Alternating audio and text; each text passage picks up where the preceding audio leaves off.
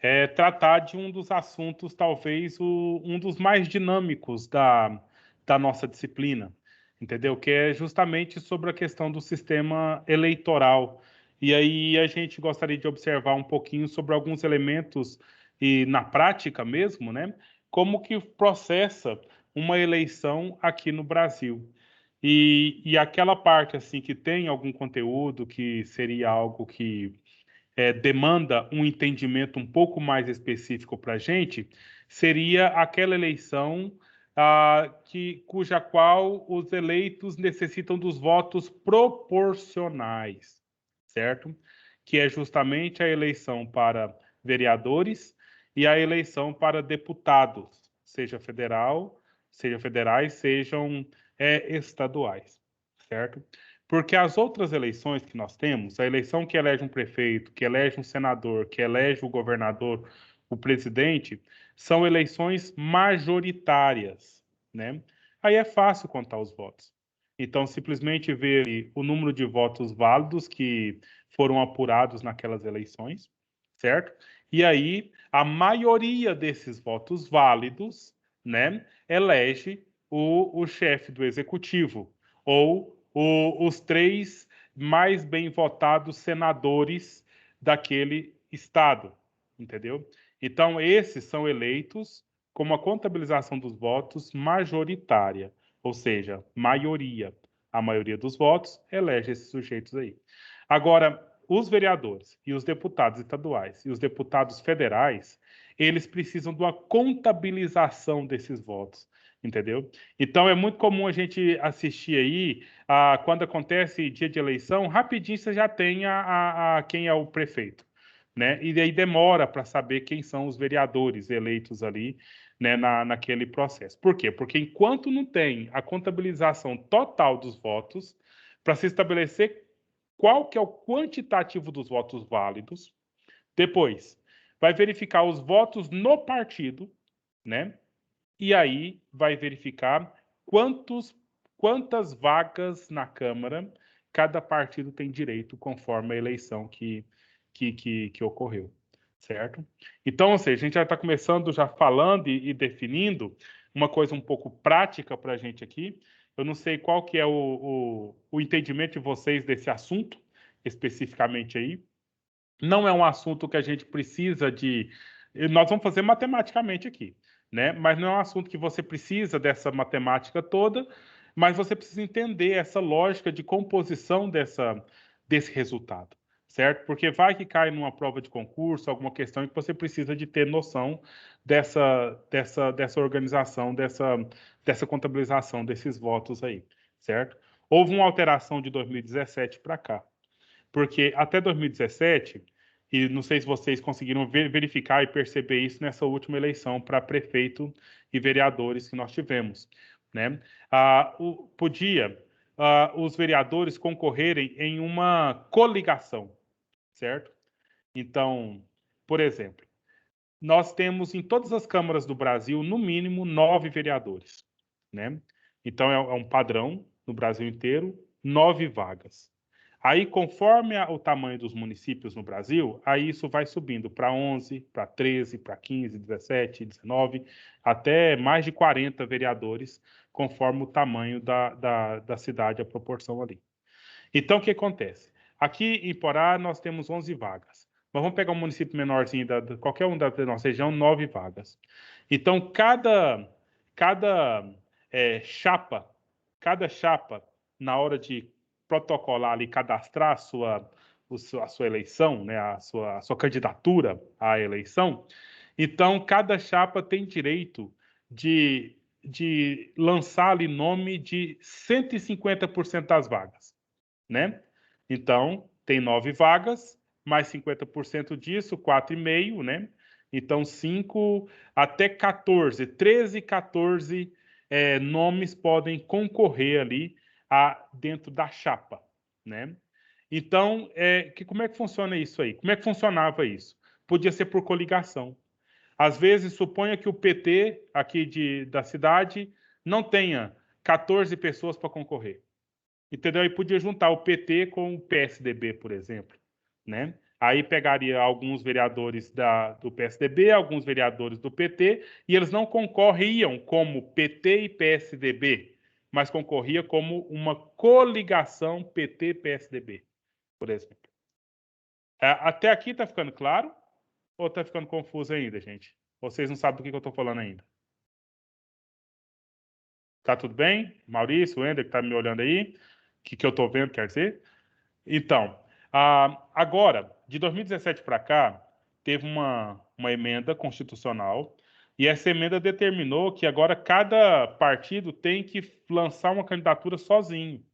Não tem coligação mais para vereadores e para deputados, etc. Entendeu? Para partidos. Então, para as eleições, o PT tem que ter os seus candidatos do PT, PSDB os seus candidatos do PSDB, tudo separadinho, certo?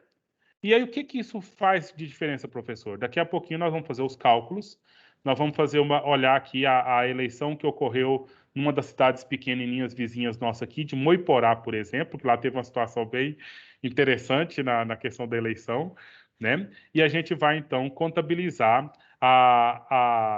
empossar os vereadores que ali foram eleitos, certo?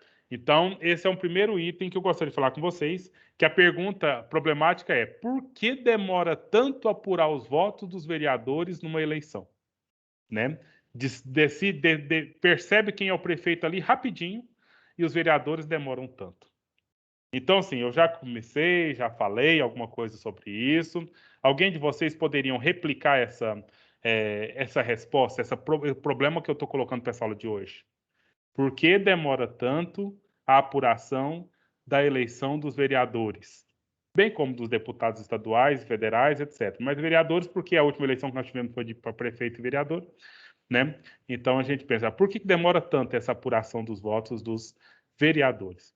Quem de vocês gostaria de dizer o que eu disse aqui, ou dizer outras coisas conforme vocês já sabem, nesse ponto aí? Ô, professor, eu peguei já, a aula já tinha começado. O senhor falou também a respeito do coeficiente eleitoral ou não, no início? Não, não. Nós vamos falar na prática daqui a pouco, né? Ah, sim. Mas você podia comentar, caso você Não, eu, queira. sei, eu não sei muito bem como que funciona essa questão do coeficiente eleitoral. Eu sei que tem que apurar todos os votos, né? Aí faz uma divisão dos votos totais, dos votos válidos, para poder definir quem são os que vão tomar posse. Porque muitas das vezes, um vereador que teve 500 votos, ele não assume uma cadeira e um que teve 200 assume. Aí eu sei que tem a ver com esse coeficiente eleitoral, que foi o Uhum. caso, toda eleição nossa aqui acontece muito isso aí. Não é os 13 mais bem votados. Vai a coligação e esse coeficiente eleitoral aí que é o diferencial. Justamente. Nós vamos tentar mostrar isso na prática daqui a pouquinho, né? Olhando o caso assim, a contabilização dos votos lá de Moiporá. Por que Moiporá? Porque pouquinho voto, cidadezinha pequenininha, né? Então é mais fácil a gente visualizar a coisa, né? Diferente fosse Goiânia, por exemplo, que tem lá 45 vagas na Câmara e tantos milhões, tantos milhares centenas de milhares de eleitores, né? Que aí é uma coisa mais complicada de se ver. Dentro daquilo que eu falei para vocês, tentei falar já iniciando aqui para vocês, é o seguinte: existem programas para isso, né? Existem os programas ali, eles só precisam de contabilizar os votos e o programa já quem é eleito, quem é suplente, a ordem, né? Tudo bem feito aí, porque nós estamos falando de uma coisa nacional, né? E são mais de 5 mil municípios no Brasil inteiro tendo que fazer esse tipo de apuração de eleição, e nós temos um órgão centralizador, né, que é o Supremo Tribunal Eleitoral, que gerencia e administra toda essa situação aí, né? Então, mas aí a gente precisa ter essa lógica, essas questões que você acabou de falar, Wender. O que é esse coeficiente eleitoral? O que é o quociente eleitoral, na verdade? O que é quociente partidário, né? E depois, ainda nós temos o cálculo das sobras ali. Então, nós vamos tentar verificar um pouquinho sobre essa situação aí. Mas antes, né? Talvez seria interessante a gente passar para a parte teórica, né? Ou não. Vamos fazer diferente hoje a aula. Fazer essa parte prática primeiro, né? Que aí a gente já. Aí depois a gente vai para a parte teórica. Na parte teórica, a gente precisa separar, né, o próprio conceito de sufrágio, né? O que é sufrágio, e alguns sistemas que tem no mundo aí. Nós temos um sistema distrital, nós temos um sistema que é o nosso, né, que é o sufrágio universal. Por que o nosso é o sufrágio universal? Porque todos os votos de todos os eleitores brasileiros contam, certo? Todos os votos contam. Já nos Estados Unidos, não conta. Nos Estados Unidos, então, pelo fato de ser distrital, elege-se, todo mundo vota em um representante e esse representante vota no chefe do executivo, entendeu? Então, ou seja, a coisa é escalonada aí. E nós temos algumas contabilizações dos votos, como, por exemplo, aqueles que têm, ou na história, né, tiveram propriedade podiam votar, né, os votos com valores diferenciados entre os eleitores. Então, alguns pontos nesse sentido aí. Então, vamos lá, essa parte prática que eu queria mostrar para vocês, que é essa situação, então, da gente, então, fazer uma contabilização dos votos proporcionais, certo? Então, uma primeira coisa, a gente vai observar aqui, deixa eu entrar aqui, tem um aplicativo, né, que o TRF, que o Tribunal Superior Eleitoral fez, e é um aplicativo interessante, né, porque ele tem os dados salvos aí no celular, não pesa tanto, e você pode, então, acessar quando bem entender, né, para visitar esses dados aí. Nessa eleição do ano passado, então, foi uma eleição complicada no Brasil inteiro por conta do sistema, da situação da pandemia, e aí teve alguns lugares que não conseguiram estabelecer o processo eleitoral ali na data que no Brasil inteiro ocorria, né? Então, teve até dezembro, final de dezembro, no Amapá, teve uma eleição especial, né? uma eleição específica do Amapá, que demorou um pouco além das demais, né? E aí tem uma questão de primeiro e segundo turno. Assim, meio que essa aula hoje, gente, é mais ou menos, acho que é a nossa última aula de ciência política, tá? Então, porque semana que vem já é calendário de prova e na outra semana já é os fechamentos. Entendeu? Então, ou seja, hoje é meio que nós não temos salgadinhos aqui, não tem nada, mas na verdade é a nossa, em tese, a nossa última aula do semestre. Né? Depois o resto vai ser só os fechamentos mesmo aí. E aí, então deixa eu já transmitir aqui esse resultado, né, da cidade que eu escolhi, que é a cidade aqui de Moiporá. Não sei se vocês todos conhecem aqui a região, mas o Professor, famoso Cobó. Sim, Matheus. acho que foi em Moiporá. O prefeito ganhou com 2 votos, né? De diferença só. Esse que é o ponto é um dos pontos que eu queria começar falando, né? Que esse moço deve ter ficado muito triste, né? Pensando na corrupção aí, pensando em alguma Era coisa. só conquistar mais 3 só. Então, pouquinha coisa. Então, vocês já estão conseguindo ver minha tela do meu celular? Sim, senhor. Certo. Porque não está dando retorno aqui para mim. Então, veja bem. Aqui, olha só. Nós temos uma coisa que está na legislação, que é a questão dos votos válidos, certo? E aí, veja bem, olha só. Aqui, como o Matheus acabou de dizer aí, tiveram 2 candidatos lá. O Zé Wilson, pelo PMN, né? E ele teve, então, 1.046 votos. E o concorrente dele, do PSB, Volney Moreira, teve 1.044 votos, né? Então, esse é o primeiro ponto aí, 2 votos a diferença. E é majoritária, porque aí esses votos aqui, tranquilo. Por quê? Porque deu... Olha, tem uma coisa que os outros falam muito aí, que é a questão, o que é o majoritário? O que é a maioria? É 50% mais 1. Dá certo falar isso, mas não é bem isso, certo? Então, olha, escuta bem, Maria Eduarda, é o primeiro inteiro adquirido após o fracionamento pela metade, entendeu? Então, ou seja, aqui nós tivemos um número par, né? Então, dá aqui 2090. 2090. Então, se fosse separar, dividir 50% aqui dos 2.090 votos que elegeram esse o prefeito aqui, né, os dois candidatos a prefeito, então nós teríamos 1.045, seria a metade, né? Aí é o primeiro inteiro após o 1.045. Então, no caso aqui, foi exatamente o 1.046, que foi o que deu a eleição para esse sujeito aqui. Por que eu estou falando que é o primeiro inteiro depois do fracionamento pela metade?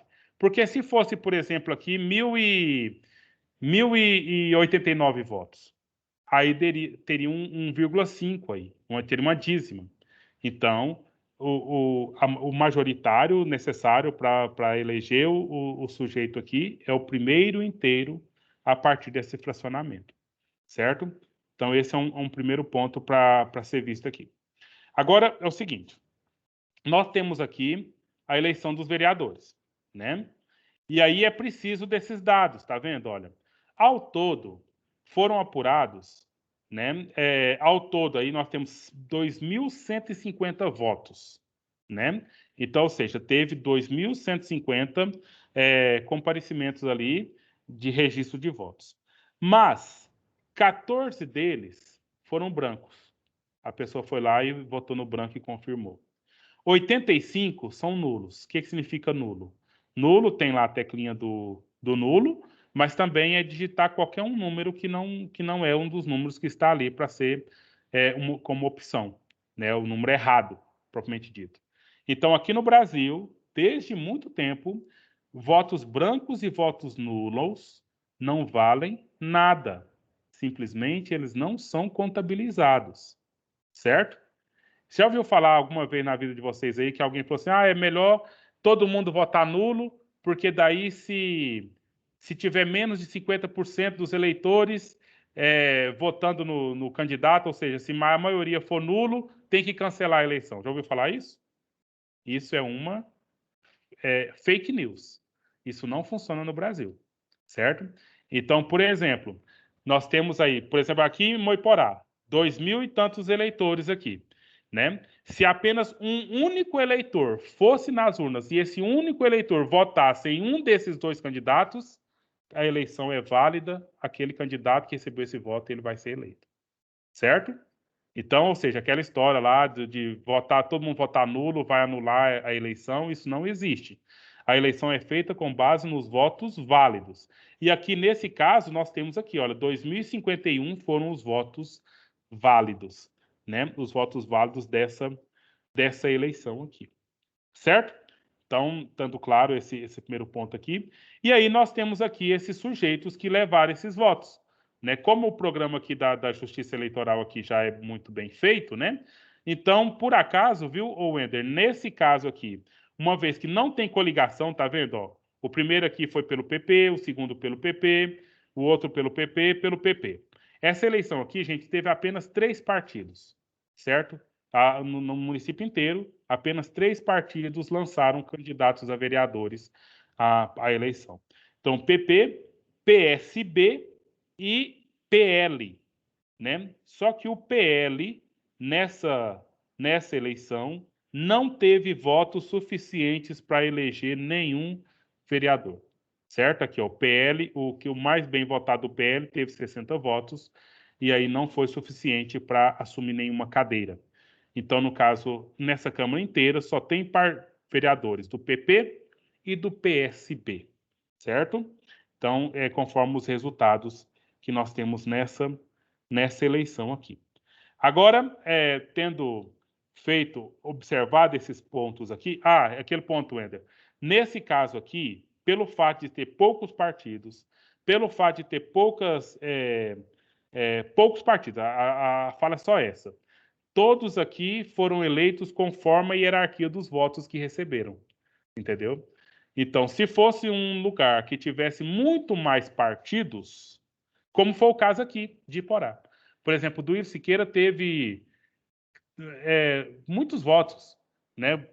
Quase 500 votos, se eu não me engano, mas teve outras pessoas que foram eleitas e empossadas com 180 votos, né? Por quê? Porque tinha mais partidos no páreo, e aí quando fez o coeficiente eleitoral, depois dividido pelo quociente partidário, Então, deu ali, distribuiu as vagas para aqueles partidos ali, e aí algum partido grande, como o PSDB, que teve muitos votos, mas mesmo assim não tinha as vagas para eles na contabilização dos votos ali daquela eleição, certo?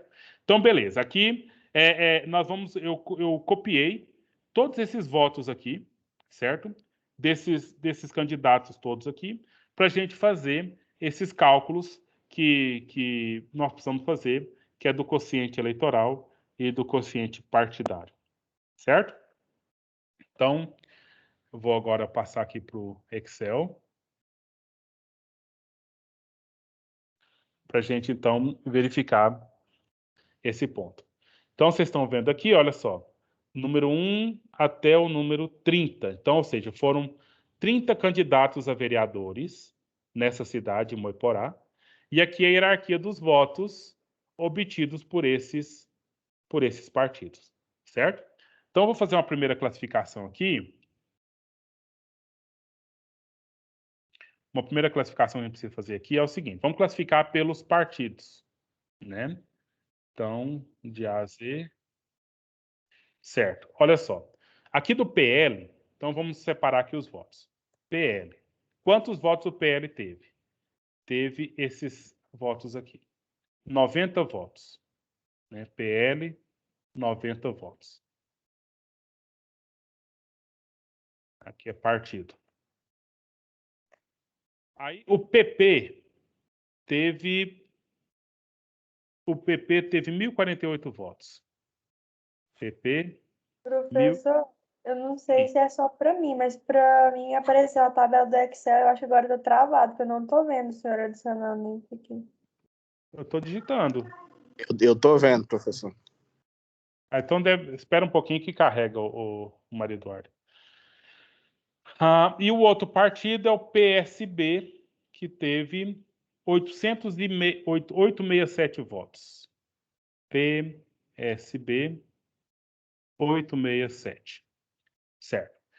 Agora, o primeiro passo que nós temos que fazer aqui, vamos olhar lá, aqui nós temos os votos válidos, né? Que é a soma desses votos aqui. Tem uns votos que não estão aqui. Quais são os votos que não estão aqui? Porque você sabia que você pode votar por legenda, né? Então, ou seja, o número aqui do PP é número 11, por exemplo, né? Então, eu não quero votar no número aqui do Aires José. Eu vou votar só no número 11. Aí é contabilizado os votos para o partido, né? O votando número 11. Não é um voto nulo, porque o 11 é um dos números que poderia ser escolhidos nessa eleição.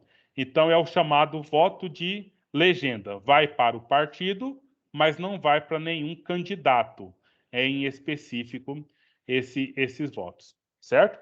Então, aí agora, com base nessa informação aqui, os votos válidos dessa eleição, deixa eu pegar lá de novo, os votos válidos é 2000...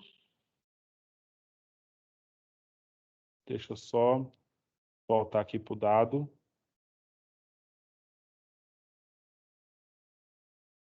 Então, os votos válidos aqui foram 2051, né? Então, votos válidos. 2051 votos. Primeira coisa que nós temos que fazer é o chamado quociente eleitoral. Quociente eleitoral é uma fórmula que é o seguinte: os votos válidos dividido por número de vagas na Câmara. Pessoal, se ficar confuso, você fala qualquer coisa aí para a gente tentar explicar um pouco melhor, tá? Então, o quociente eleitoral é a quantidade de votos válidos na eleição, que nesse caso aqui foram 2.051 votos, dividido pelo número de vagas de vereadores naquela Câmara. Alguém quer falar alguma coisa? É porque eu tive que sair para reiniciar o computador. A única coisa que o senhor fez é contabilizar votos por partido, somar eles, e aí tá passando por coeficiente eleitoral. Isso, só pegou lá na lista dos vereadores que receberam votos, dos candidatos que receberam votos. Aí cada partido tem aqui o seu quantitativo de voto, né, que nós separamos. Você vai desligar ou já desligou? Maria Eduarda, já está resolvido? Já está vendo o meu Excel? Beleza, então. Tô sim, agora resolveu. Obrigada. Certo. Agora nós temos que chegar no quociente eleitoral. Então, eu vou colocar aqui no Excel, olha, igual os votos válidos, 2.051, dividido por o número de vagas nessa Câmara. Essa Câmara, então, ela tem 9 vereadores. Vou dar um Enter aqui.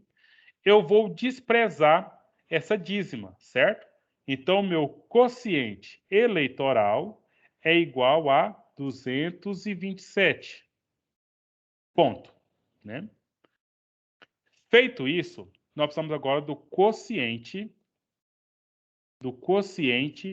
partidário. Quociente partidário. O que é o quociente partidário?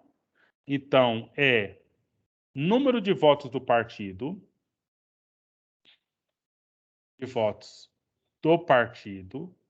dividido pelo quociente eleitoral. Beleza?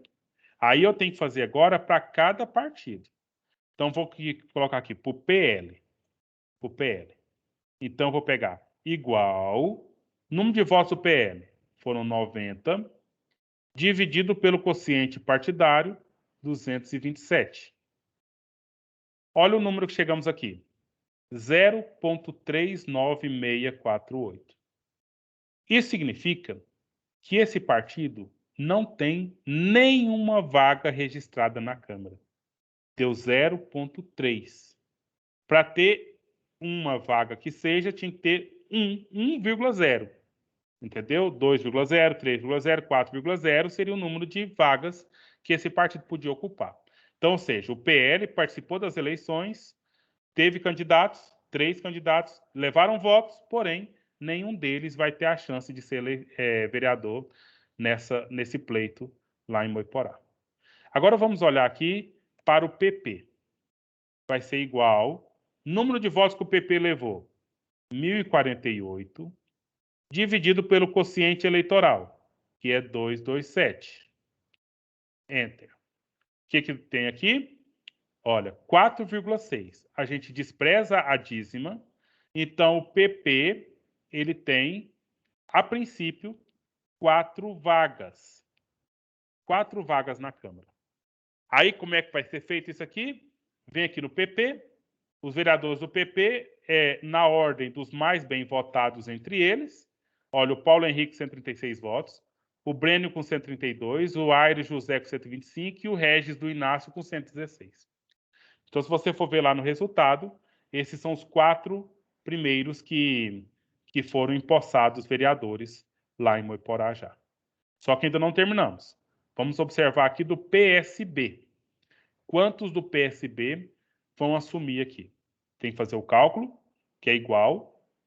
Número de votos PSDB, 867, dividido pelo quociente eleitoral, que é 227, igual.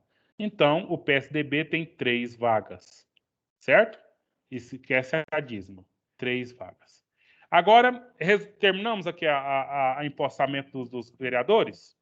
Terminamos, sim ou não? Não, Por que não? O que está faltando aqui? porque é 9, né? Aí não deu 9 ainda. Temos 7 vereadores empossados. E aí, agora nós temos que fazer o cálculo das sobras. Qual que é a sobra? A sobra são as 2 vagas que tem. E aí nós temos que saber aqui quem são os vereadores. Então, veja bem, vou marcar aqui os 4 primeiros aqui do PP, certo? Esses aqui já são eleitos. E os 3 primeiros do PSB. Aqui o Cleodinho, o Rogerão e o Célio Júnior Napolitano.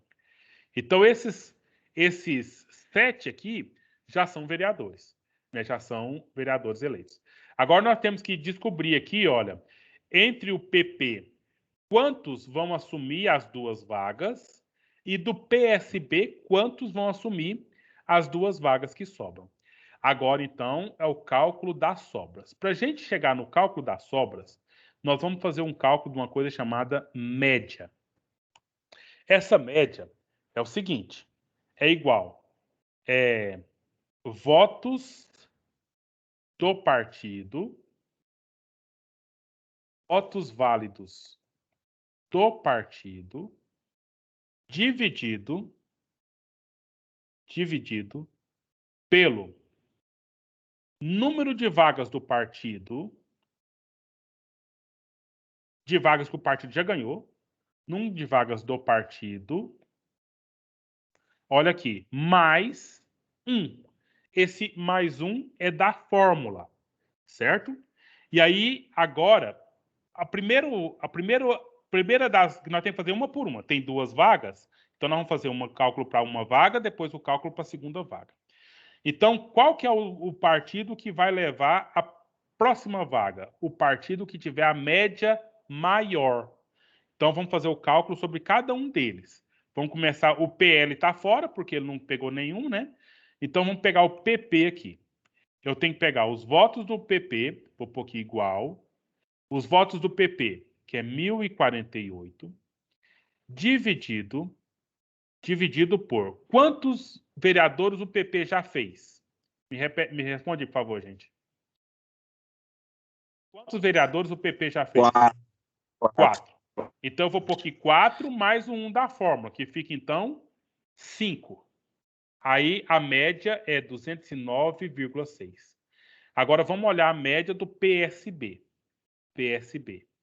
Que vai ser igual o número de votos que o PSB levou, que é 867, dividido o número de vereadores que ele já fez, foi 3, mais 1 da fórmula, 4, igual. Olha, então qual foi a média maior, do PP ou do PSB? Me fala aqui. PSB? Não. Né? Justamente, do PSB. Então, agora o PSB, ele não só tem 3 vagas, mas ele tem mais uma vaga, certo? Então, deu 4-4. Então, qual que é o vereador que vai entrar aqui do PSB? É o Sebastião Paulo. Então, pela primeira sobra, é do Sebastião Paulo. Agora, vamos para fazer o cálculo agora da segunda média, para a gente saber a segunda vaga, porque 4, 7, 8, falta uma ainda. Então, vamos fazer de novo aqui o cálculo que nós temos. A segunda média. Segunda média. Então, vamos começar aqui com o PP. Vai ser igual. O número de vagas que o PP... o número de votos que o PP teve, 1.048, dividido pelo o número de vagas que o PP fez, que são 4. Mais uma, 5. A média do PP é 209. Agora, vamos verificar a média do PSB, né? Que é os 867 votos, dividido por... Agora, veja bem, viu o Matheus que está respondendo e todo mundo está prestando atenção aí. Aqui eu vou colocar todas as vagas que ele já tem. Ele tinha 3, mais uma, ficou 4. Mais o 1 da fórmula, que é 5. Agora, qual foi a média maior? Do PP ou do PSB? PP. Do PP. Então, a próxima vaga aqui, olha, mais uma vaga vai para o PP. Luiz Bombeiro. Luiz Bombeiro.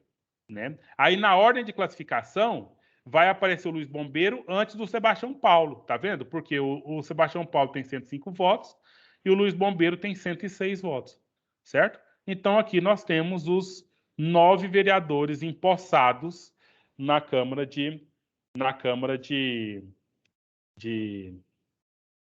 Moiporá, certo? Então, olha só, vai dar aqui. Aí, se você volta lá na classificação, né, você tem que, ó, Paulo Henrique, Brênio, Aires José e Regis do Inácio. Aí veio Cleudin, né, tá aqui, Cleudin, Rogerão, Célio Júnior, Luiz Bombeiro e Sebastião Paulo, e o restante, aí vem os suplentes, né? Todos eles são suplentes aí. E aí a suplência, ela é feita especificamente, entendeu? Se sai um do PP, vai entrar um suplente do PP. Né? Então, que o Aldeir Goleiro aqui está na fila aqui, né? Entendeu? É prontinho para assumir. Se algum desses aqui, por acaso, morrer ou assumir um outro cargo, alguma coisa assim, se afastar, esses suplentes estão em prontos. E aí, meninos e meninas? O que vocês acharam dessa experiência? Não sei se vocês já tiveram feito na sua vida algum cálculo desse, alguma observou isso aí. Deu para entender, mais ou menos? Ficou claro? Certo. Então é bom, assim, para a cultura mesmo, é bom para entender mais ou menos essa matemática, né? Como que é feita aí nessa situação. Numa visão um pouco mais ampla, né, nós temos aqueles arrastadores de votos, arrastadores de eleitos, né? Então, por exemplo, o Tiririca vai ficar por muitos anos na história pensando, ele foi eleito, quando ele foi eleito senador, então ele foi eleito, ou deputado federal, não lembro, mas foi eleito com votos demais da conta, muitos votos, muito mais de qualquer outro ali dentro. E aí, pelo fato de ele ter tido esse tanto de voto, o partido dele teve, na época era coligação, né? Teve esse tanto de voto e fez com que pessoas que tiveram votos pouquíssimos ali, elas foram empossadas e nem todos ali. E outros que tiveram muitos votos e não puderam ter sido empossados diante dessa situação, né? Então, é só para a gente verificar essa coisa aí. As alterações sobre a questão de não poder mais coligação.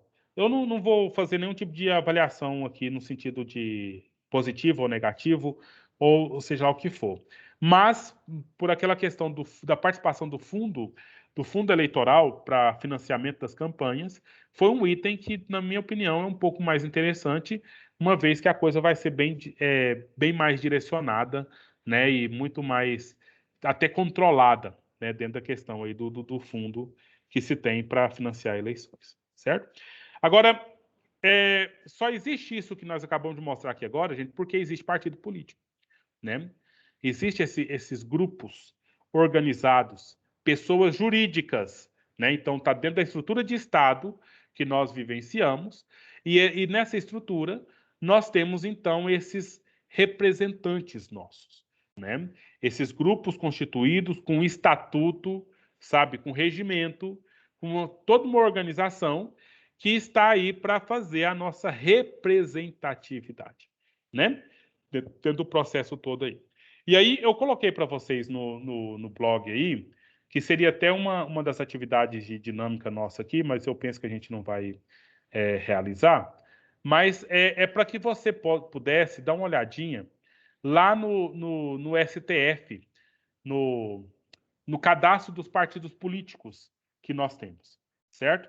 Então, deixa eu entrar aqui, a título só da gente dar uma observadinha mesmo, né?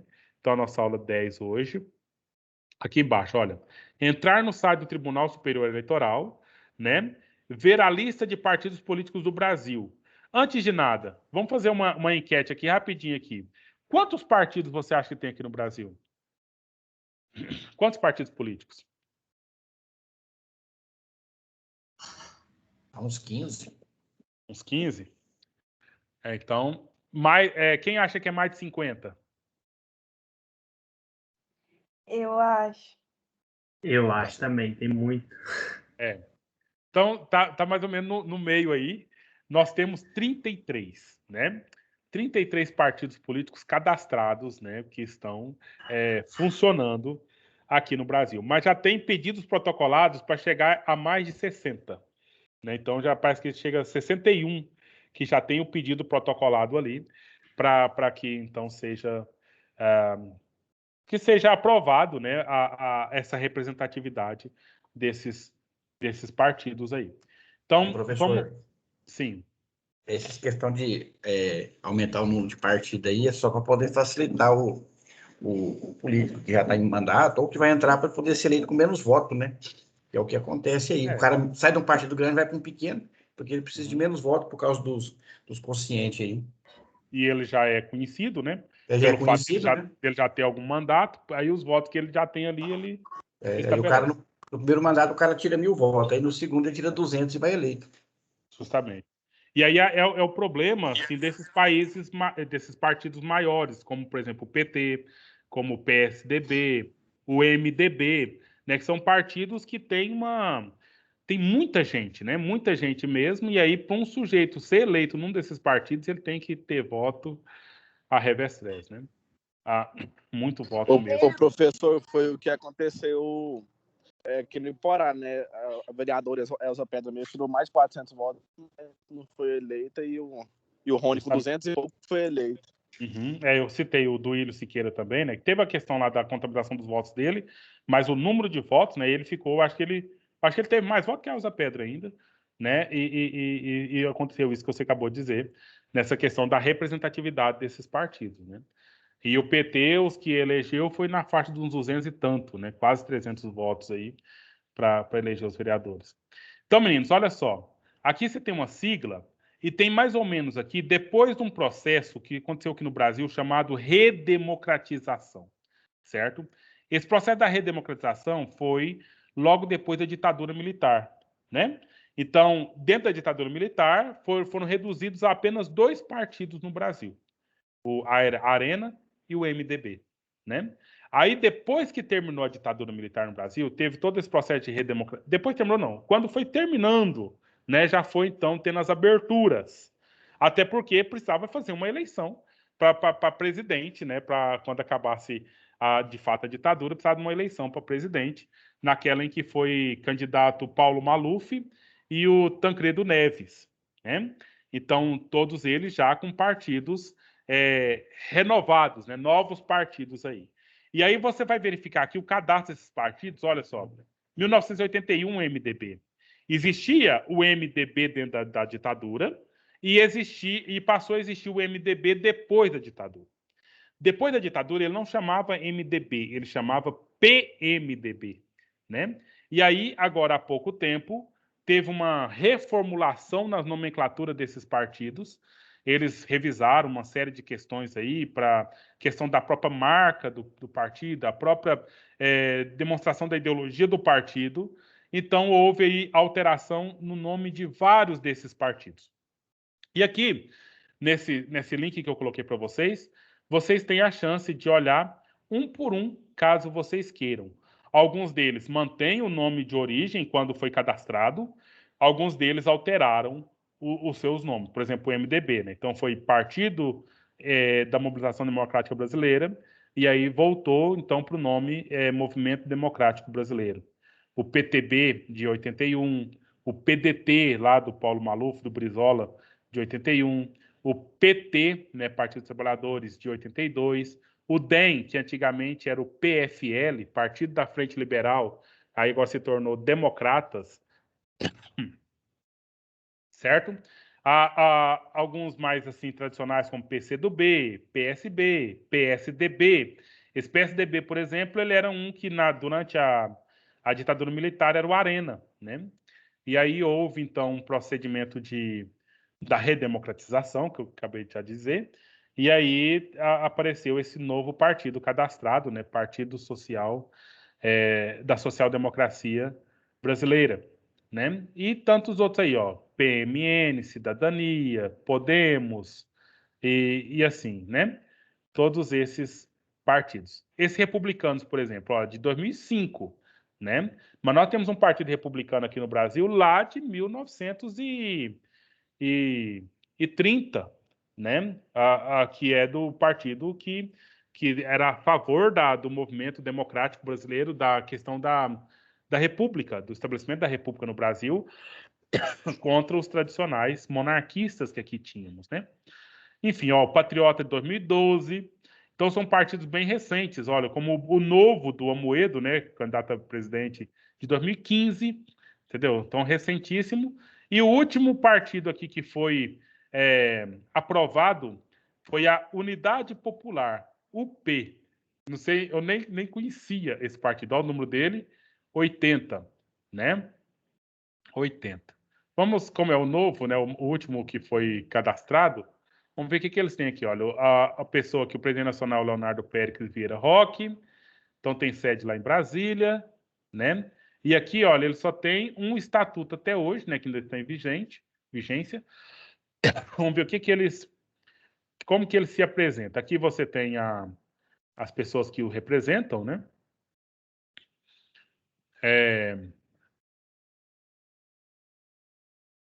Então, é um partido político, com sede em Brasília, tal, tem por objetivo apoiar a luta pelo socialismo no Brasil e promover a unidade das forças populares para intervir no processo político do país, né? Então, assim, esses primeiros itens aqui são os itens, na minha opinião, os mais importantes, né?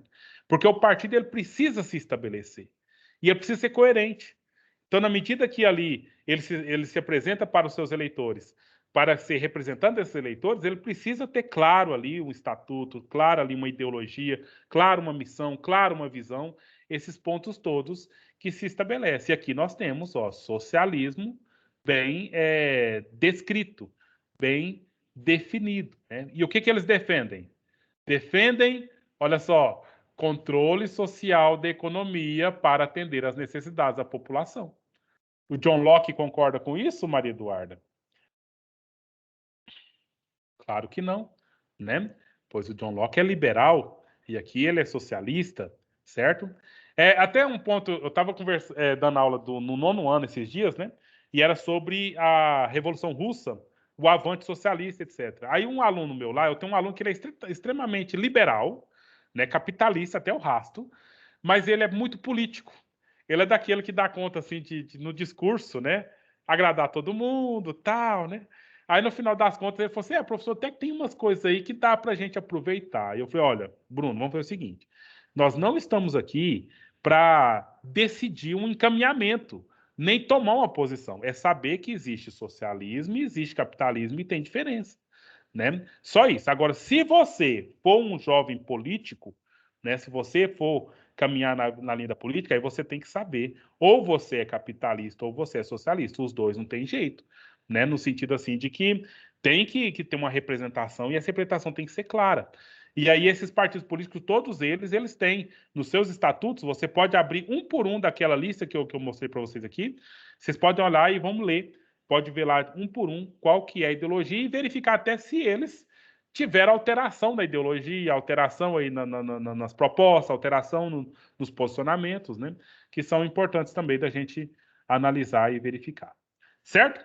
Então, com isso, a gente aqui nós falamos então dessa eleição proporcional, falamos da representação a partir dos partidos políticos, né? E agora, então, a gente poderia ir para o texto propriamente dito, para a gente tratar as questões ligadas aí ao sufrágio, né? O que significa essa palavra sufrágio. Tranquilo, meninos? Alguém quer fazer algum comentário até aqui? O que foi novidade? O que foi interessante? Alguém? Então, professor, esses partidos estão ligados aos interesses, aos objetivos. Dessa eu não sabia. Como o senhor citou aí, desse socialismo, né? Sim. Sim, e precisa estar, né, Carlos? Sim, pode falar. E muita gente não sabe disso, eu mesmo não sabia. A gente olha lá para um candidato, esse candidato faz um discurso, né? Ele. Quando eu morava em Goiânia, tinha um rapaz lá que foi eleito vereador uma época porque ele era o mais bonito, né? Ele era loiro, dos olhos azuis. Então, Bruno Peixoto, hoje ele é deputado, ele é da base do governo. Então, ele foi eleito porque ele era o mais bonito, né? Dos candidatos mais jovens ali, etc, né? E tem um deputado, tal Diego Sorgato também, que ele é bonitinho, olhos azuis, então ele ganha muitos votos aí por conta só do capital estético que ele apresenta. Assim, a gente fala de uma forma brincando, mas isso é muito sério, né? Muita gente não tem noção do que é uma ideologia partidária política. E aí tem aquela coisa, eu não gosto de política, eu não gosto de ideologia partidária política, mas não tem como. Você tem que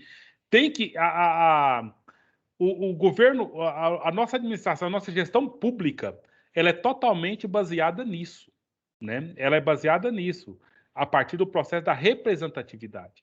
E aí você tem que saber que o candidato, ele vai levantar uma bandeira aí. Ou ele vai defender tal ala, ou ele vai defender tal ala. Então, esses que falam, eu governo é a cidade, eu governo é o Estado, isso aí é pura conversa fiada. Ele governa aqueles que ele tem como interesse de defender para se estabelecer, para continuar, né, igual o Wendel falou aí, se estabelecer no governo, né, e se manter no governo aí para frente. E aí, por isso que a gente tem que ter a luta partidária, ela é baseada nisso. Né? Você quer ser candidato, Maurício? Beleza, mas quem que você defende? Né? Qual que é a sua ideologia enquanto gestão? Você tem que amparar quem? Né? E aí, se fica claro isso, né, a gente vai, então, conseguindo estabelecer, conforme o Gramsci disse, né, os blocos históricos. E esses blocos históricos, eles são formados por intelectuais. E esses intelectuais chegam no governo. Né? Aí nós temos os orgânicos, aqueles que estão no governo, e os tradicionais, aqueles que já estiveram no governo e estão fora agora. Mas pode acontecer desses tradicionais voltar para o governo. E aí aqueles que estão no governo agora, eles vão se tornar oposição e vão ficar fora do governo. E aí nós temos o bloco que gira, o bloco que anda, né? Então, ora um governa, ora outro governa. Às vezes um bloco fica muito tempo governando, né? Aí o outro vem, governa só um pouquinho e sai. E assim, cada manifestação desses governos, a gente vai verificando os efeitos sociais dessas decisões que esses governos vão estabelecendo, né? Então, ou seja, essa participação é inevitável. Aí eu estou na linha do Sartre, do engajamento. A gente precisa desse engajamento, não tem como a gente ficar fora dele. E aí a gente vai estabelecendo esse bloco histórico de governo, para estabelecer, então, as condições melhores, favoráveis de vida saudável, vida pública, vida política. Não é? Carlos, você quer complementar? Eu entendi. O pessoal olha mais a personalidade da pessoa, mas não sabe, né, o seu tipo de partido que ele está defendendo. Uhum. A maioria das pessoas. Sim. E só para complementar ainda mais, a vaga, você viu aqui o tempo todo que não é a vaga do candidato, a vaga é do partido, né? Então, a vaga ali é do partido. E aí, quando aquele candidato, por acaso, que a gente vota na personalidade dele, etc., se ele for afastado, quem é dono da vaga é o partido, certo? E aí ele tem obrigações com esse partido, né? Da mesma forma que ele tem obrigações com o seu eleitor, ele tem obrigação principalmente com o seu partido, né? E aí é um ponto assim de esclarecimento, né? Um esclarecimento que a gente vai fazendo ao longo dos nossos estudos, do nosso entendimento aí da vida social, da vida pública, da vida política, né? E vocês, sem dúvida, né? Vocês, enquanto juristas, enquanto cientistas da humanidade, vocês precisam ter isso cada vez sempre muito bem claro mesmo para que possa, então, estabelecer aí os seus contrapontos, né, na sociedade. E não se escapa, né, a questão da ciência política aqui no primeiro ano do curso de Direito, ela é tão importante junto com a economia, porque nós estamos caminhando para o estabelecimento da formação do Estado. E nesse Estado, organizado da forma que está politicamente e economicamente, vai aparecer o quê? A questão da legislação, a questão dos processos, a questão da própria ordenamento jurídico que se estabelece. Entendeu? Então, são questões basilares, fundamentais, que a gente pode, então, lançar a mão e perceber e entender também. Certo? Algum mais comentário aí? Alguma novidade? Algum ponto que achou interessante dessa conversa, desde a eleição de vereador até os partidos políticos, meninos?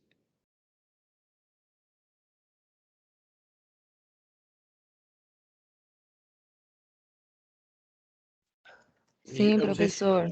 Para mim, eu achei muito interessante, que eu não sabia disso também. Eu tenho um amigo que ele é vereador, já tem 3 vezes, amanhã eu vou fazer ele me explicar tudinho isso. Tá certo. Mas normalmente, como eu te disse, poucos sabem a matemática da coisa, né? O aplicativo lá resolve tudo, né? Mas é essa a questão mesmo. Mas a questão do partido político, ele é obrigado a te responder, né? No sentido assim de que partido que ele é, o que ele defende, né? Ele está lá para defender os ideais do partido ou simplesmente se manter vereador e ter um salário de vereador. Esses pontos assim a gente tem que chapalejar esse pessoal que está no governo. Né? Eles têm uma função social para além de simplesmente ser uma peça lá que está eleita e quer se manter nos cargos, né? Isso Muito interessante. Eu faço questão, os vereadores que eu já votei até hoje, eu acompanho os discursos deles o tempo todo. E quantos já perderam meu voto, e além de perder meu voto, perderam a moral comigo mesmo, propriamente dito, né? Inclusive, um deles eu já citei aqui. Teve uma questão uma questão do governo aí, estadual contra a gente, enquanto servidor público, né?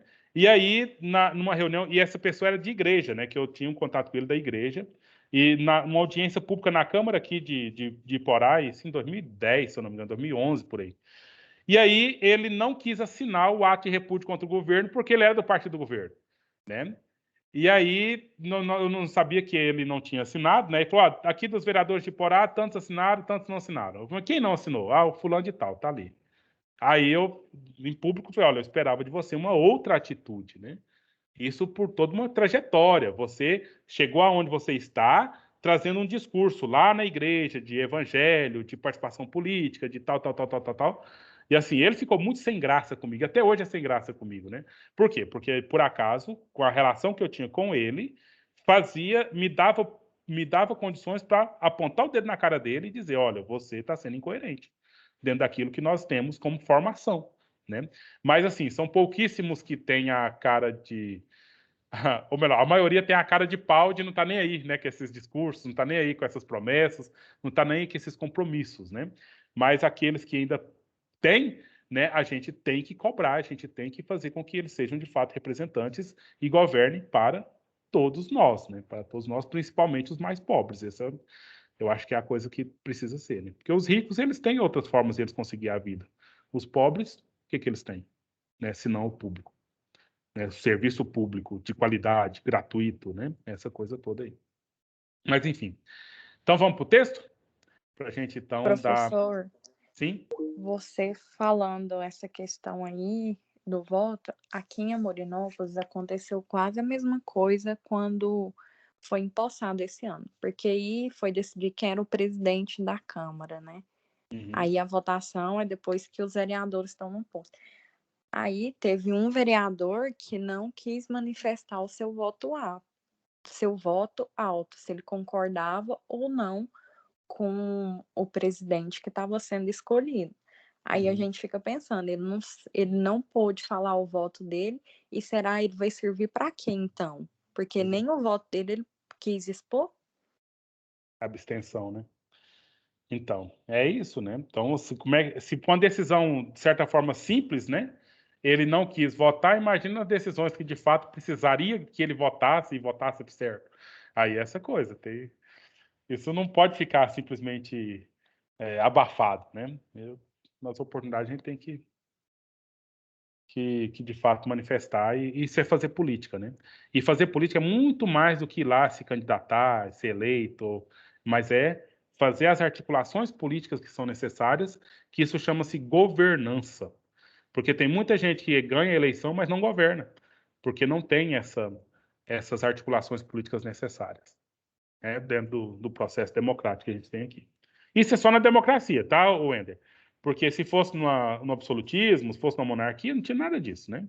Só na democracia que tem essas representações, tem um prazo de validade do sujeito estar lá, né? Ele precisa de todo um processo para ele poder continuar lá, né? E a gente vai vendo aí, né? Tipo, vereadores aí, aqui em Porá, nós tínhamos até o último mandato, tinha um vereador aí de 28 anos no cargo, né? Então, 28 por 4 vai dar 8 mandatos, né? 7 mandatos. Lá em Caiapônia tem lá gente lá que já tem 8 mandatos, né? O Bolsonaro ficou quantos mandatos como deputado até se tornar presidente? Então, ou seja, tem pessoas que vão se mantendo, né? Vão se mantendo, reelegendo, e aí a gente tem que observar o que essas pessoas de fato fazem, né? O que elas estão de fato promovendo, né? Na legislatura delas, no mandato delas, o que elas estão promovendo de fato para um bom governo. Isso é para além da ideologia partidária, mas para, no caso, a luta e a participação política, propriamente dita, né? Então, à medida que a pessoa já está lá, aí não, agora, por favor, né? Vamos fazer uma diferença, né? A gente precisa disso. Meninos, vamos para o texto, então? Agora, quem quiser fazer algum outro comentário e continuar, pode ficar à vontade. Então, gente, veja bem. A gente precisa entender aqui essa palavra técnica, né? Sufrágio. palavra sufrágio. E aí tem alguns sistemas eleitorais, né? Um é o majoritário, o de representação distrital, né? E a questão aqui de partidos políticos. Então, nós já fizemos aqui meio que quebrando o protocolo, né?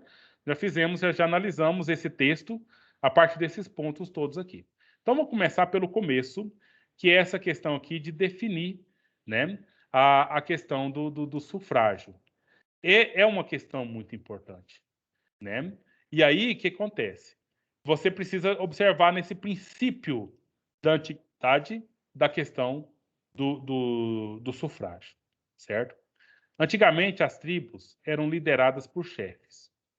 A maioria desses chefes, era escolhida por homens e ela era liderada por homens, né? Então, pensando numa questão remota aqui da organização social que nós temos. Daí, com o passar do tempo aí, foi verificando aí na evolução humana dessas tribos, nessas organizações sociais aí que tem ali alguém assumindo o poder, alguém dominando, né? Viu na personificação do soberano uma figura do Estado, né? E do rei. E aqui, se a gente lembra bem do Hobbes, é mais ou menos nessa perspectiva que se estabelece aqui. Eu tenho na figura do soberano, daquele que manda, eu tenho toda a estrutura de Estado nele, toda a organização social nele, nessa figura aí, certo? Como um único ser. E na Inglaterra, até hoje, você tem a mesma coisa. Você não fala mal da Inglaterra porque você está falando mal da rainha. Não fala mal da rainha porque você está falando mal da Inglaterra, né? Então, não havia separação entre o Estado e o rei. As ações eram decididas por pouquíssimos ali, certo? A população não tinha o direito de escolher, né? Isso é lógico, é claro, é evidente. Interessante, eu estava vendo, eu acompanho o Ronaldo Caiado nas redes sociais, né? Aí ele colocou um post lá, um vídeo dele com o cachorro dele lá no escritório e tal. Ele falou assim, povo, vocês não têm noção do peso das decisões que às vezes temos que tomar. Só escreveu isso. Eu fiquei pensando, o que esse cara está falando? Vai vir bomba por aí, né? Aí, 2 dias depois, para Goiânia, vai sediar jogos da Copa, né? Qual Copa que é, gente? Copa América? Então, aí beleza. Então, ó, tá muito claro. Então, ele estava fazendo uma decisão, era um domingo, ele tomando a decisão lá, e aí ele já soltou na rede social ali uma gotinha daquilo que ele estava vivenciando, né? E aí das decisões que ele estava tomando. E é claro que ele tinha que tomar essa decisão, porque ele está alinhado ao presidente, né? E o presidente já aceitou, e ele, enquanto um governador alinhado ao presidente, ele tem interesses com isso, ele, naturalmente, a Goiás também vai sediar. Goiânia vai sediar aí esses jogos, né? Então, a gente vai vendo, ou seja, uma decisão de quem? De poucos, né? Decisão do próprio governador. É claro que ele disse que reuniu um conselho, né, um protocolo de biossegurança lá da Secretaria de Saúde, e aí, com base no relatório que esse grupo fez, relatório técnico, ele tomou a decisão favorável por sediar esses jogos, né? Mas aí a gente vai ver as cenas dos próximos capítulos, como que isso aí vai ter como consequência para a gente, ou tomara que não, né? Então, olha só, no que se refere aqui, esse direito de escolher os representantes, opinar pela aprovação das leis, entre outros temas, está sempre relacionado ao Estado, à estrutura do Estado, né? E aí, nessa questão do sufrágio, né, foi aparecendo alguns autores, né, que vêm buscando essa participação das pessoas, como, por exemplo, Locke, Montesquieu, Tocqueville, que é um sujeito da área do direito, né, então, assim, várias teorias desses sujeitos aqui foram, de alguma forma, contribuindo para a tão chamada democracia, né? Olha só, o que o Bobbio disse? Não é tanto uma sociedade de livres e iguais, mas é uma sociedade regulada, entendeu? Então, essa definição que eu acho muito interessante. Democracia não é uma sociedade de livres e iguais, né? Porque, na verdade, não somos livres e não somos iguais, né? As condições entre nós são gritantes de diferentes, né? Mas não podemos negar que é uma sociedade regulada, de tal modo que os indivíduos que acompanham que a compõem são mais livres do que em qualquer outra forma de convivência, né? Então, nós temos essa liberdade de escolha, essa liberdade de ir e vir, essa liberdade de livre iniciativa, liberdade de uma série de questões aí, que em outra sociedade não tem. E aí, o que é sufrágio? O que é sufrágio? Para a gente colocar na prova semana que vem e a Sara tirar 10, por exemplo, né? Então, sufrágio é o poder que se reconhece a certo número de pessoas. Quem são essas pessoas? O corpo de cidadãos. E esse é um poder que essas pessoas têm de participar diretamente ou indiretamente na soberania do seu país, ou seja, na gerência da vida pública, entendeu? Então, à medida que você vota no prefeito, à medida que você vota no presidente, no governador, você está participando na soberania. O povo é soberano, né? Nesse sentido aí. Aí nós temos isso em quem? Em Rousseau, né? Em Rousseau como fundamento dessa atitude, dessa situação feita, né? A partir dessa participação das pessoas, certo? Olha só, a palavra sufrágio vem do latim suffragare, né? Que significa escolha. Ao indivíduo é dado o poder de decidir, opinar e escolher. Aqui no nosso contexto, quem tem esse poder? Aqueles que se alistam no sistema eleitoral. Então, existem regras para isso. Você tem que ter 16 anos de idade, aí você vai lá, você faz o cadastro, né, no nosso sistema eleitoral brasileiro, e aí você tem um documento que te dá possibilidade. E no nosso caso aqui no Brasil, nós temos uma obrigatoriedade de participar, né? Então, não é um direito que é dado e você usa se quiser. No nosso caso, na nossa Constituição, é uma obrigação que te coloca, que você tem a permissão de votar a partir dos 16 anos e tem obrigação de votar a partir dos 18 anos, né? Até a idade de idoso, que eu não sei mais, esqueci agora, me perdi a data, se é 65 anos, não sei quanto que é os anos aí, vocês me perdoam.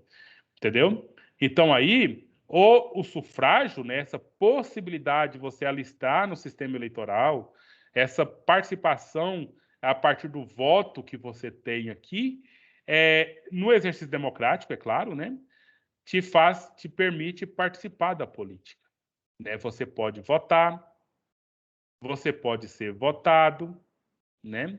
E você pode, com isso, exigir a democracia participativa, como a Sara vai falar, e para o amigo dela lá, vereador, lá no Areianópolis, né? Para ele explicar as questões. Sim, Maria Eduarda. Professor, então, esse conceito de sufrágio não vai existir, por exemplo, na Inglaterra, né? Porque lá as pessoas não têm direito de decidir quem vai estar ali na frente. É algo que vem passando de geração em geração, então não vai se encaixar nesse contexto, apenas nos países onde tem democracia. Sim. Mas na Inglaterra tem democracia, você lembra, Maria Eduarda? Tem a parte do governo, No né? caso dos ministros, né? Justamente. Os deputados, né? Essa participação ali também existe lá. Só que lá não é obrigatório votar como é obrigatório aqui.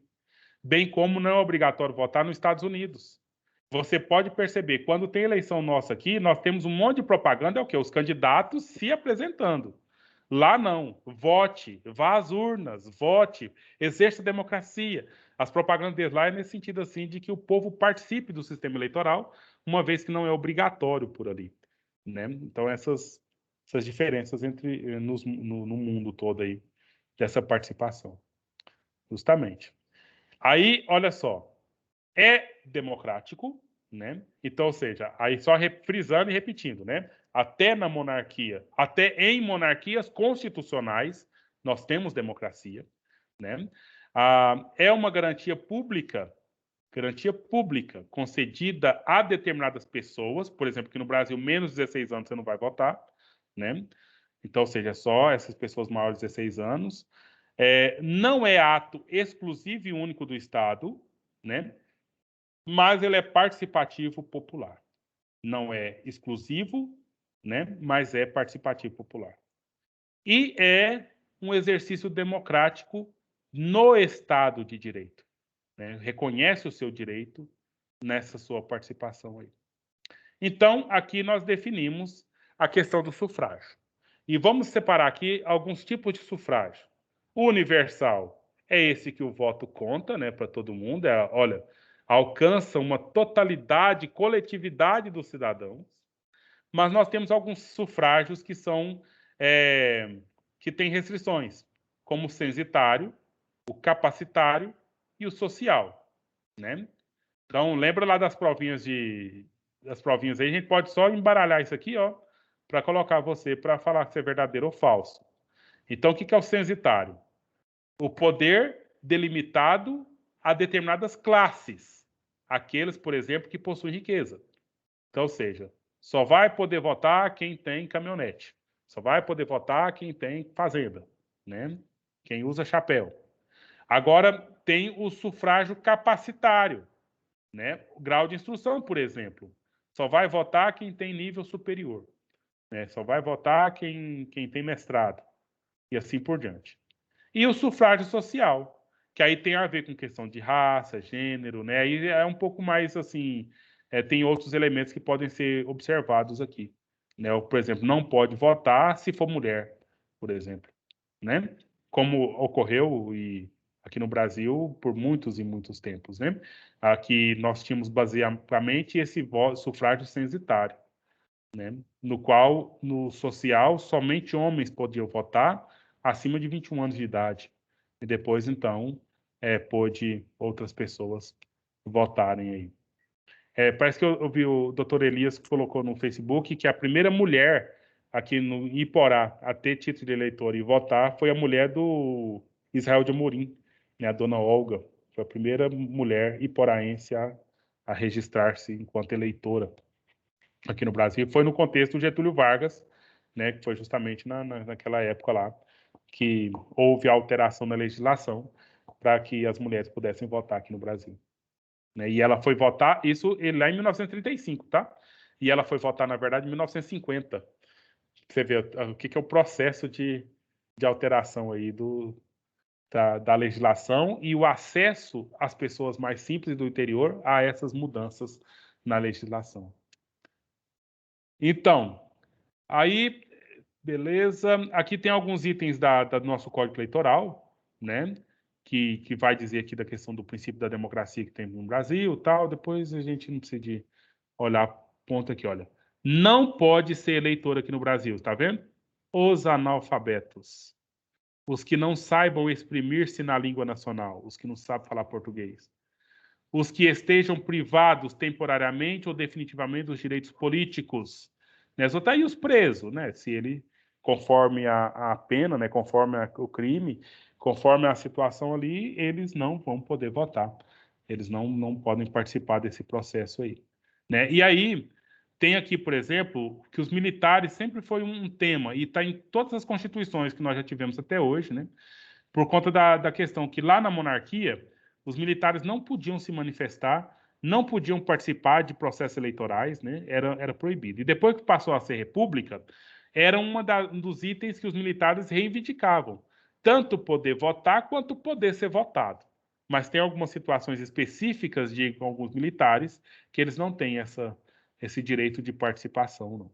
Né? Mas você sabe que tem aí tantos militares que estão em cargos, exercendo mandatos, né? São eleitos e estão exercendo os mandatos deles aí, normalmente. Então, o alistamento, né? Isso aqui é o quê? Ter o título de eleitor, etc. Obrigatório aqui no Brasil para os maiores de 18 anos. E é facultativo para os analfabetos, os maiores, aqui a idade, gente, 70 anos, né? E os maiores de 16 anos e menores de 18 anos também é facultativo. Vota se quiser. Alguém quer dizer?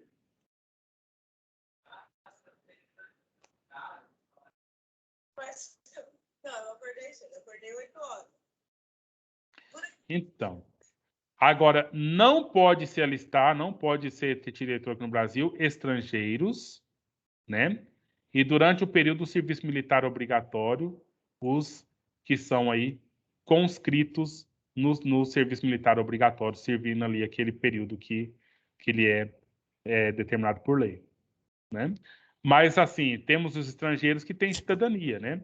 Esses, naturalmente, votam e podem ser votados também, sem nenhum prejuízo. Pessoal, para a gente caminhar aqui, olha, sistema eleitoral distrital ou misto. Vamos olhar um pouquinho lá para como que é a questão lá nos Estados Unidos. Professor, Sim. eu queria voltar um pouquinho sobre sufrágio ainda. Eu estou olhando aqui na página 88, naquele Fique Atento, e eu estava fazendo uma interpretação errada aqui, pelo que eu estou vendo. Que o sufrágio não tem nada a ver com voto. O sufrágio é um poder que eu tenho de exercer a minha cidadania, seja pelo voto ou seja por outra forma. Olha na página 88, Fique Atento. O sufrágio não deve ser confundido com o voto, pois o voto é uma forma de exercer o sufrágio, de acordo com a Lei Federal Brasileira, tal, o sufrágio universal, etc, etc, etc. Não, mas eu acho que é só uma questão de simples, porque, olha, se eu tenho o direito de votar, né, eu estou exercendo o meu direito, troca a palavra sufrágio por escolha, né? Sufrágio significa escolha. Então, se eu voto, eu estou exercendo o sufrágio. Mas eu não sei por que eu escrevi isso aqui, não, porque, sinceramente, eu não vejo essa relevância nessa alteração, porque o sufrágio, na verdade, é um exemplo, né? E a sua escolha você exerce de uma série de outros pontos. Será que é isso que você está entendendo, Wender? Aí eu vi aqui na página 87 uma definição aqui do Paulo Bonavides. Sufrágio é o poder que se reconhece a um certo número de pessoas, ou seja, o poder que eu tenho de exercer, pelo que eu entendi, minha cidadania, seja através do voto, ou que eu posso escolher através do voto, ou através de outra forma, não só do voto. Eu ia exercer sufrágio não só através de voto, através de outro mecanismo. Foi o que eu entendi agora. Não, mas é isso mesmo, né? Mas dentro de como é que a gente poderia participar do governo? Qual que seria uma outra forma que a gente teria que a gente poderia talvez participar do governo? Talvez é um direito de manifesto, né? Fazer uma greve, alguma coisa nesse sentido aí. Mas de toda a estrutura de Estado que nós temos, o voto é o elemento mais evidente, mais à mão, né? Que a gente tem para exercer o nosso sufrágio, nosso poder de escolha. Mas é claro que não se encerra no voto. Isso aí você chamou a atenção, muito bem chamado, no sentido que não se encerra no ato de 2 em 2 anos eu ir lá na urna eletrônica e votar em alguém, né? Mas essa coisa, né? Tipo, eu dei o exemplo aí de falar para o vereador aqui em Porá, olha, você está sendo incoerente, né? Em público. E aí a Sara já disse que vai falar com um amigo dela lá em Arenópolis, né? A Isadora já fez a denúncia do menino lá de Amorinópolis, que foi incapaz de manifestar seu voto até para quem vai ser o presidente da Câmara, né, por esse mandato. E aí, nesse sentido, ou seja, cada situação que a gente tem acesso a isso e de alguma forma a gente tem condições de manifestar sobre esses itens, é o exercício do sufrágio. É o exercício de colocar em xeque, colocar à prova a escolha que foi feita, né? Mas foi bem chamada a atenção mesmo aí. Professor, Sim. a minha internet caiu, mas quando eu estudei Getúlio Vargas sobre o sufrágio, que tem até um filme sobre as sufragistas, ele colocou o sufrágio universal na época como realmente não diretamente ligado ao voto, e sim a um grupo que buscava um direito de participação de algo. No caso, na época, o movimento sufragista foi as mulheres poderem votar, porque elas eram o único grupo, no caso, que não podia votar na época. Aí por isso que chamou o sufrágio. Uhum. Mas aí é só juntando esses pontos aí. O Wendel chamou a atenção que você está falando, né? Porque o votar seria uma forma oficial do Estado reconhecê-las enquanto dignas de participação no processo de decisório, no processo de escolha, né? Então era uma forma de documento. Mas o que as sufragistas, bem como qualquer movimento feminista da história, elas querem muito mais que isso, né? No processo de reconhecimento da dignidade delas, dentro das suas casas, dentro dos seus espaços de trabalho, esses pontos todos aí, né? Mas é esse ponto mesmo. E só que Como que eu vou documentalmente reconhecer que eu dou dignidade para a mulher? Dando um título de eleitor para ela já é uma coisa, né? Já é alguma coisa. Porque o restante das coisas é violência, né? O restante das coisas aí é formas e formas de não dar a devida condição humana para as pessoas vivenciarem aí. Muito bem.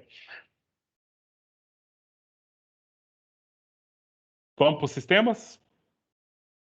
Sistemas eleitorais, certo? Olha só.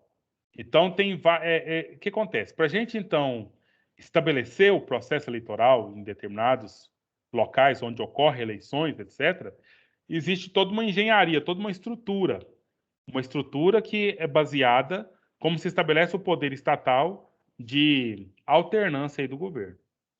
Nós temos, então, um sistema eleitoral que é distrital ou misto, certo? E nós temos também um sistema que é eleitoral majoritário e o de representação proporcional.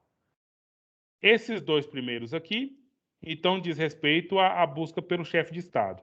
O proporcional, então, é pela representação mais direta da população, do povão. Então, vamos lá. Como é que é esse aqui, esse distrital ou misto? Então, o que nós vamos fazer? Divide a circunscrição eleitoral em distritos, conforme o número de vagas a serem preenchidas na Casa Legislativa, né? Então, aqui por exemplo, Goiás tem 17 vagas para deputados federais, certo? Então, 17 dos deputados federais, dos 513 lá, 17 são os de Goiás. São Paulo, que tem muito mais habitante, tem muito mais vagas por lá, né? Quase 80. Beleza? E aí, o que acontece? Então, de alguma forma, nós fazemos isso aqui. Porque de todos os deputados federais que tem, a gente só pode votar naqueles que são de Goiás, naqueles por Goiás. Certo? Que aí é esse processo aqui, ó, divide a circunscrição eleitoral em distritos. No nosso caso, os estados, conforme o número de vagas a ser preenchidas na Casa Legislativa. Dessa forma, no período eleitoral, cada distrito somente teria um candidato como representante político, que seria eleito caso obtivesse o maior número de votos válidos. Trazendo o exemplo para a gente aqui, então seria mais ou menos o seguinte: nós temos 17 vagas para deputado federal em Goiás. Como é que a gente separaria isso? Região de Iporá, um deputado. Região de Rio Verde, outro deputado. Região de Tumbiara, outro deputado. Vocês estão entendendo, gente? Aí, nós aqui de Iporá, a gente teria algumas opções e a gente votaria. E o que mais for bem votado seria o deputado do distrito de Iporá. E assim teria o do distrito Rio Verde, o distrito Aragarças, né? E assim esparramando aí para o estado inteiro na forma de distritos. Nós fazemos isso aqui no Goiás? Não. Nós apenas temos os 17 deputados em Goiás e não importa se eu moro lá em Posse Alvorada, lá no norte, não importa se eu moro lá em Tumbiara, o voto é para o deputado do estado, certo? Nos Estados Unidos, aí já é por distritos, certo? Cada distrito tem ali os seus candidatos dentro daqueles distritos e eles concorrem às eleições. Os melhores bem votados ali dentro do distrito vão assumir aquele lugar enquanto deputado representante daquele distrito, certo? Porque é muito interessante lá nessas eleições dos Estados Unidos é essa vinculação da pessoa com o local do qual ela foi eleita, né? Não é essa coisa tão abrangente como as eleições que ocorrem aqui no Brasil. Aí, dessa forma, ou seja, a realidade atual e o excessivo número de partidos políticos, o sistema eleitoral distrital, né, que há anos aí foi abolido no sistema brasileiro, tem sido evocado por doutrinadores que defendem esse tipo de retorno a esse tipo de situação, porque seria uma alternativa para a produção de governabilidade. Mas, de alguma forma ou outra, isso acontece, né? Aqueles deputados que são mais bem votados nas regiões, eles têm emendas parlamentares mais para aquele lugar ali. Ele está sempre ali naquele lugar trazendo algum tipo de apoio, algum tipo de vínculo, não é? Então, ou seja, de alguma forma ou outra, eles tentam manter ali o seu colégio eleitoral com base naquele vínculo, naquela Caso, participação ali dentro. Fala de novo, Matheus. Tá, cortou. caso do João Campos aqui em Porá, né? Ele manda muito e-mail pelos tantos de votos que ele tem no município. Justamente. E aí tem os cabos eleitorais dele aqui que estão prontos, estão trabalhando dioturnamente para manter, né? Que ele ainda se mantenha enquanto deputado da nossa região, né? Mas tem, cada vereador aí tem, né?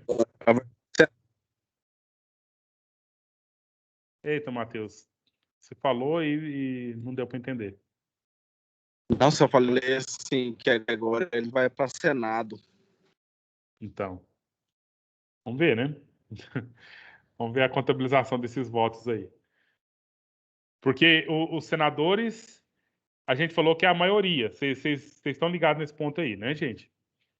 Porque nós temos um ano, uma eleição elege 2 senadores. Nós temos 3 senadores para o Goiás. O mandato do senador é para todos os estados, né? É para 8 anos. Quando o sujeito é eleito senador, é uma eleição que vale para 8 anos, né? E aí, um mandato elege 2. No outro mandato, elege 1. E assim vai alternando de 4 em 4 anos, né? Ou altera 2 ou altera um dos candidatos. Então, para o sujeito ser eleito senador, então tem que pegar o voto de todos os goianos para os senadores e tem que ter o maior número de votos, né? Então, é um número alto, se brincar, quase que comparado ao número que elege um governador, né? Então, é uma coisa por isso que alguns tentam, né? A Dilma, quando ela teve o impeachment, ela foi candidata a senadora por Minas Gerais. Ela ficou,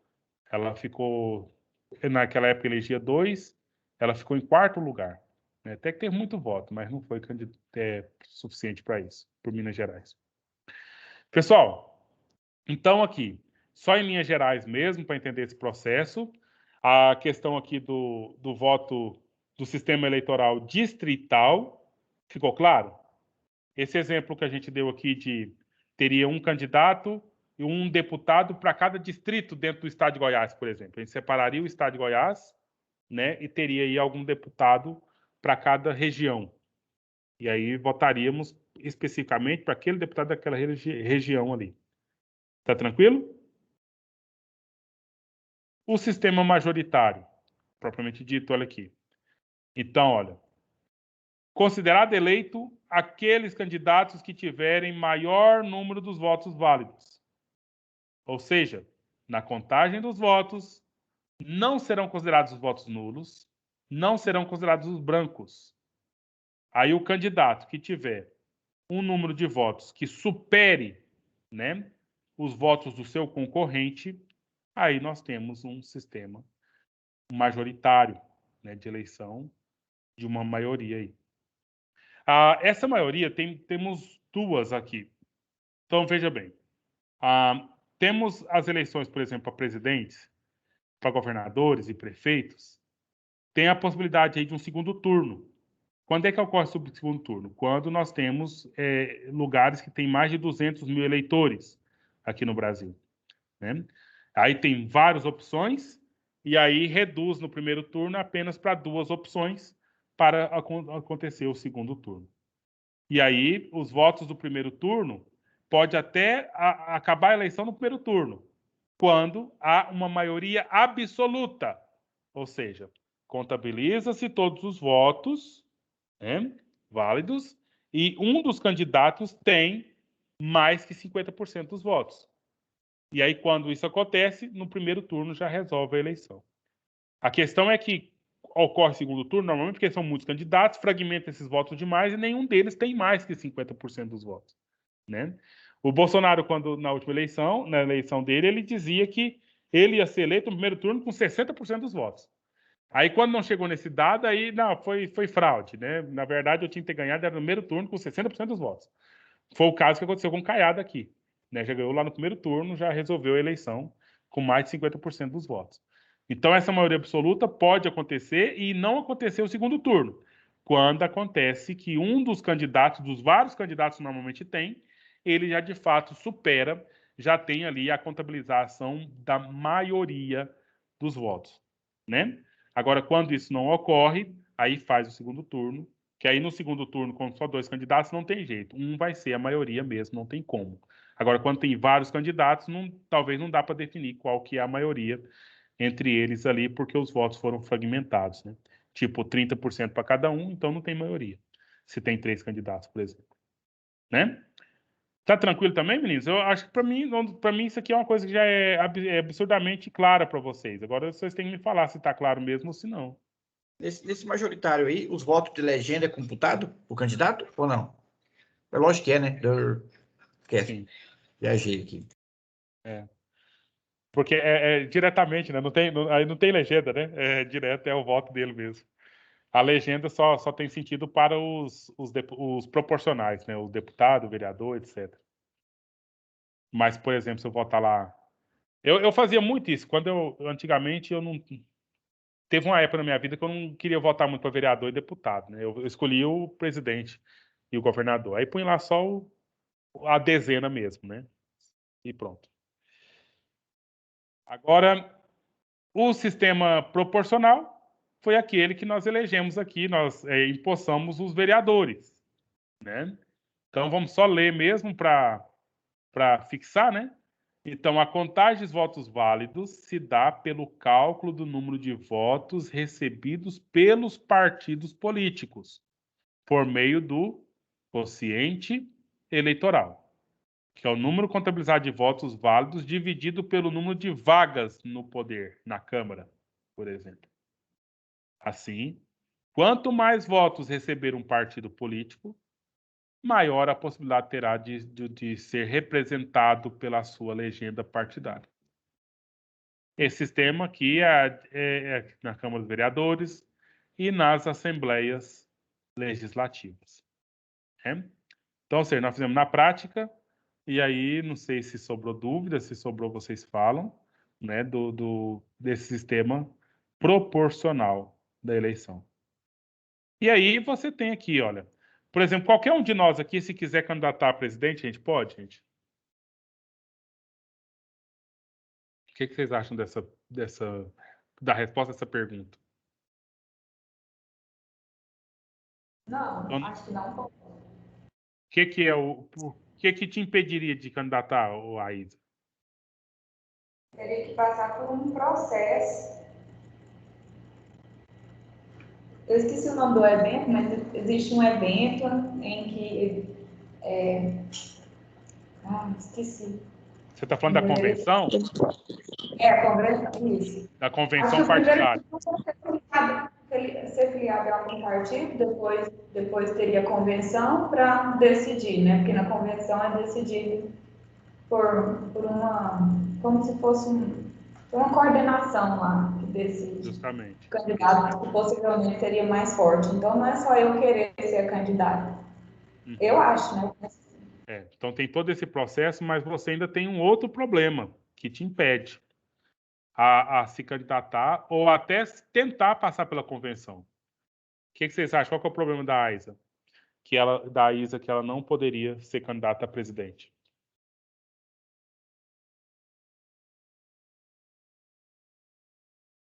A questão da idade mínima? Justamente. Eu acho que só eu e o Wender que poderia, na minha opinião. Assim, eu não sei qual que é a idade dos demais.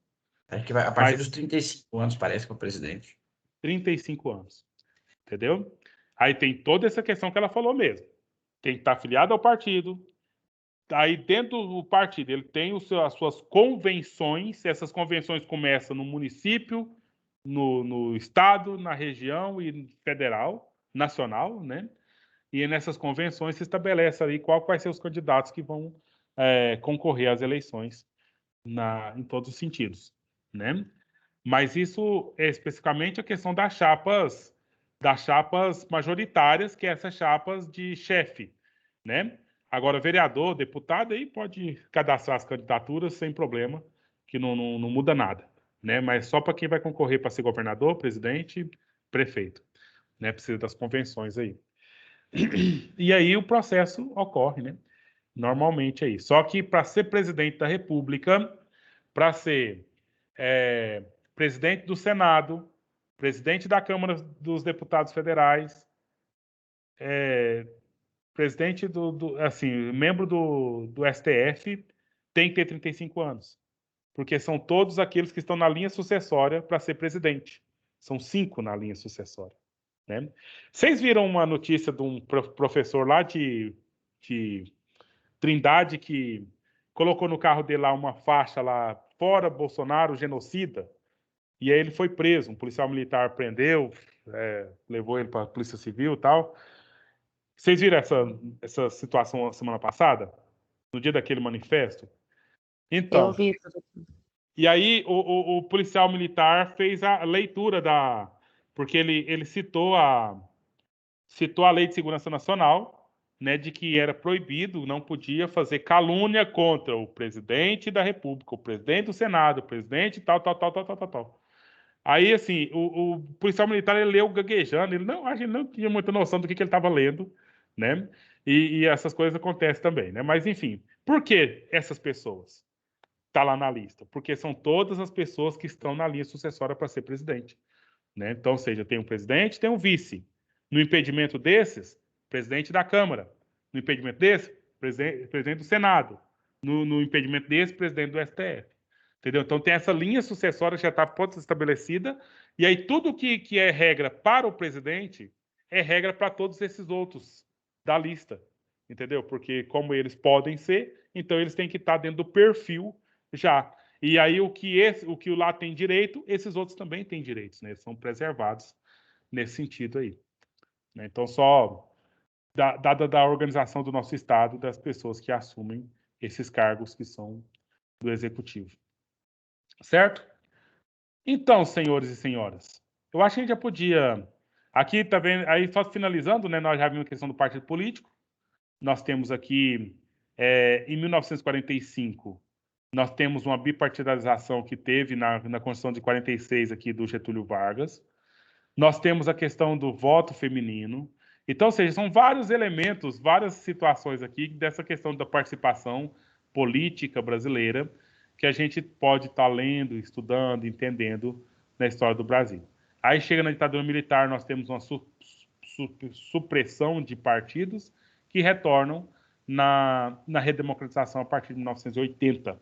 Né? E aí nós temos esse cenário que nós vivenciamos aqui atualmente. Entendeu? Uma coisa que o Ender falou aquela hora lá, o interesse de abrir esses novos partidos também e o problema social que pode gerar para o Brasil, né? Não que eu estou falando que eu sou contrário a abrir novos partidos, mas é que existe uma lei de proporção. Então, desde o partido do menor dos partidos, né? Esse partido também precisa ter representatividade na Câmara. Precisa ter participação no fundo eleitoral, sabe? Então, esses pontos todos aí que, às vezes, fazem com que o processo fica meio crítico, né?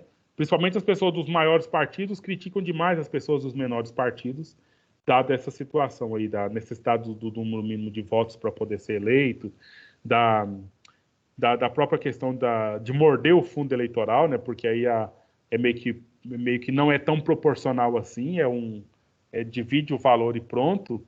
E aí aqui o pessoal do partido muito pequenininho, às vezes ele fica sem fazer campanha nenhuma, aproveitando um dinheiro gordo, né, que vem aí dos fundos nacionais eleitorais. Meninos, eu acho que nós temos aí uns 20 minutos. Nós vamos, então, encaminhar agora para encerrar, né? Como eu disse para vocês agora há pouco, teoricamente essa é a nossa última aula de ciência política. Nós só temos que definir aqui quais são os itens que vão entrar na prova que vocês vão fazer semana que vem, né? E aí o resto é o AVA da FAI, né? Porque aí não sei como é que está lá, o que vocês têm que fazer. Se precisar de ajuda com o que está lá, vocês entrem em contato. Vocês sabem que podem entrar em contato para perguntar qualquer coisa aí. e a gente vai caminhar para os encerramentos. E aí eu gostaria de saber se vocês têm algum ponto que gostaria de citar, alguma coisa que gostaria de falar, né? Meio que na falta do salgadinho aqui, do refrigerante, mas a gente faz da forma teórica mesmo, só oral e tal.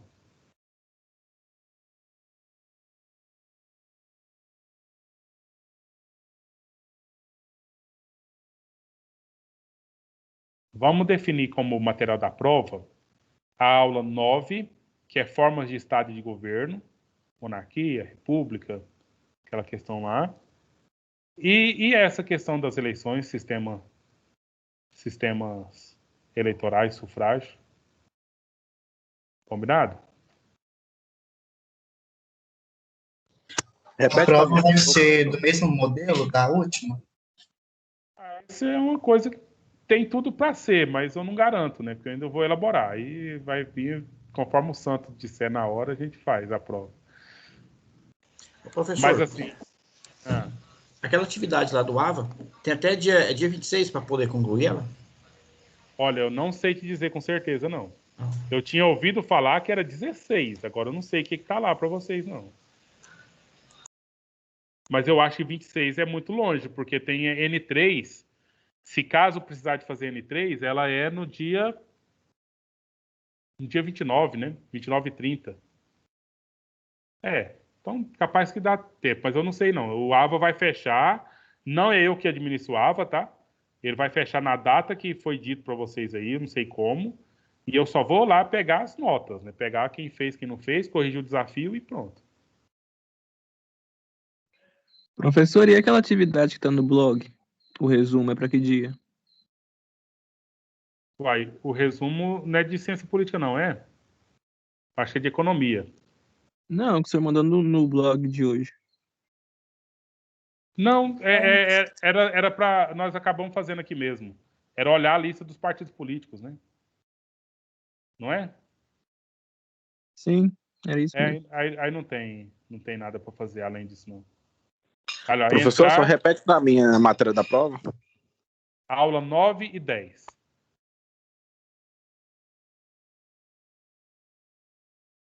Aula 9, formas de Estado e de governo. E aula 10, o sistema eleitoral que sufrágio.